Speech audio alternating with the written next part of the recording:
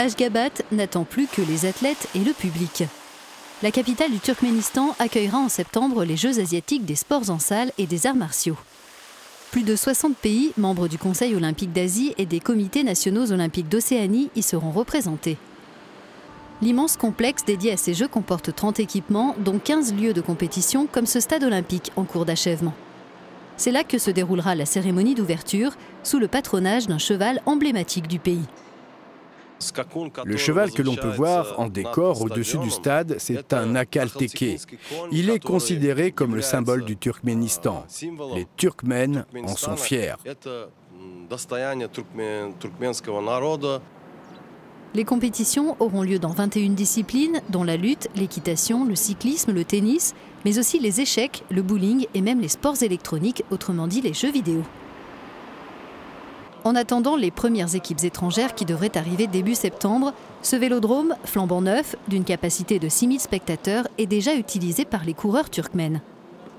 Des conditions idéales pour s'entraîner si l'on exclut la chaleur. En été, la température peut dépasser les 40 degrés à Ashgabat. Avec le temps qu'il fait et les entraînements que nous avons chaque matin et chaque soir, nous dépensons beaucoup d'énergie.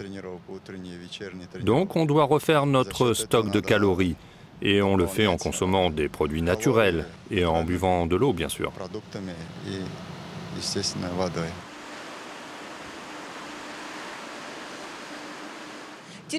Vu l'étendue du complexe, les autorités ont décidé de le doter de son propre monorail.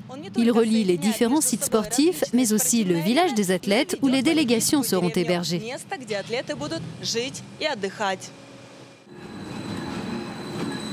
Le village des athlètes, ce sont plus de 1300 appartements disponibles pour les sportifs, les officiels et les équipes techniques dans ces immeubles construits pour l'occasion. Les résidents trouveront aussi sur place des restaurants, une bibliothèque et un cinéma, et ils auront accès à de nombreux services d'après les organisateurs.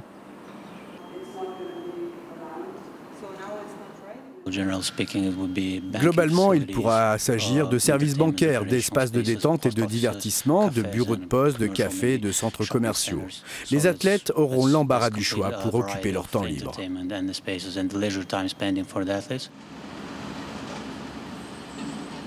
On ne sait pas encore ce qui adviendra des appartements servant à loger les délégations une fois les Jeux terminés. Qu'en sera-t-il des nouveaux sites sportifs d'une qualité bien supérieure à celle dont le Turkménistan disposait jusqu'à présent? Ils bénéficieront aux équipes locales. Les représentants des différentes disciplines dans le pays espèrent qu'ils permettront d'accroître les performances du sport turkmène sur la scène mondiale, par exemple en natation. Ces équipements peuvent encourager le développement des sports.